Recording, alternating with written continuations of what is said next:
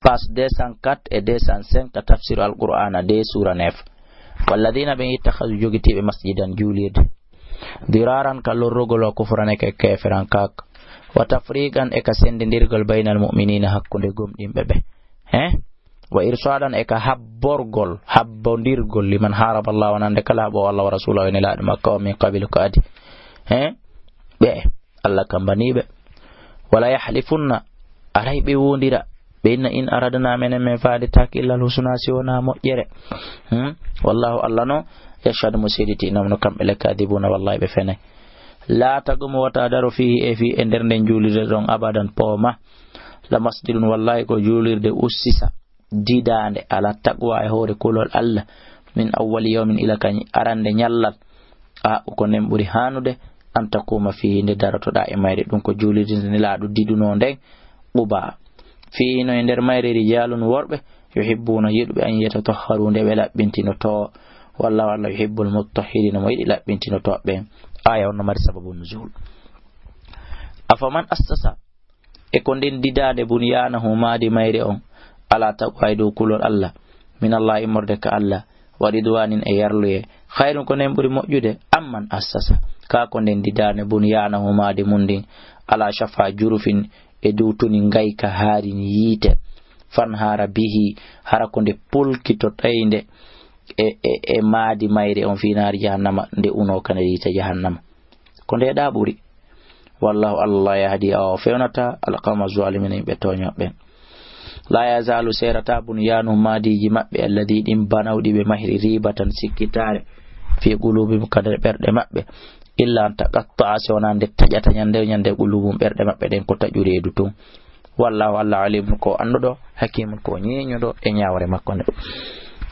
andingol en aljanna ko yeyete Allah dal inna Allah anden Allah ishtara usudi minal mu'minina imurde gomdimbe ben anfusam wonkiji mabbe den wa mawalam e jawle mabbe den fi wondu bi anna lam sabuna hodani be aljannata aljanna yuqatiluna hibe haba fi sabilillah fi bantugo lawdina Allah kan yaqtuluna hibe wara wa yuqtaluna hibe ware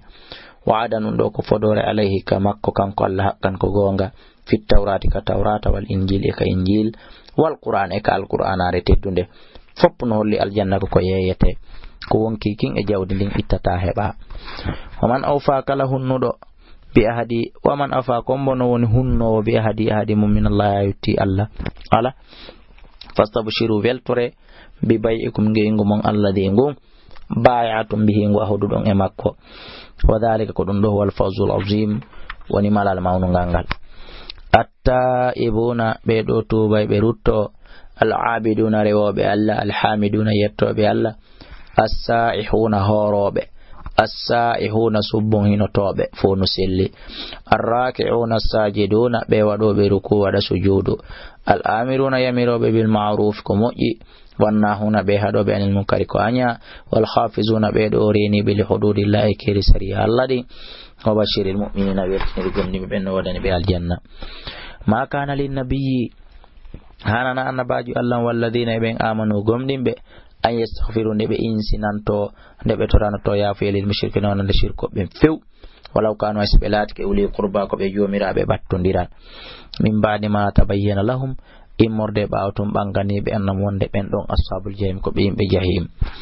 wa ma kana la taki istighfar ibrahim insinande annabi ibrahim alayhi bi wonande be makko illa am maw'idatin siona tungay fodore wa ada hande o fodi yaw faade be makko falamma tabayyana lahu tumande bangannomo annahu no kanko baba makko adu wallahi ko ganyo Allah tabarru minhu pottitino mo few o toranono ki mo yafuye inna ibrahima andeno ibrahima lawahun ko hewdo ottugol ko hewdo tubugoruto halimun munyido aya jede no mari sababu nuzul wama kana la Allah wanali li yudillahi mo majjinahi mo yeba qauman yimbe baada idadam bawo fewnibe hatta yubayyana lam ha bangina be ma yattaquna ko be hani hulde berento ko sibe jabali non o halkabe inna allaha alla bi kulli shay'in kala unde alimun ko andudo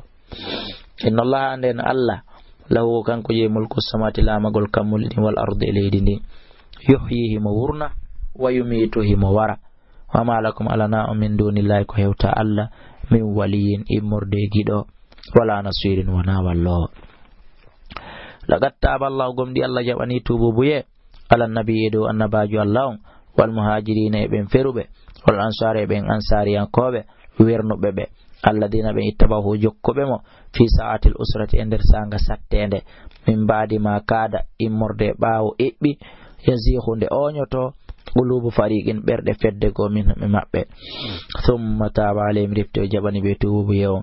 innahu no kanko Allah bihim e maɓɓe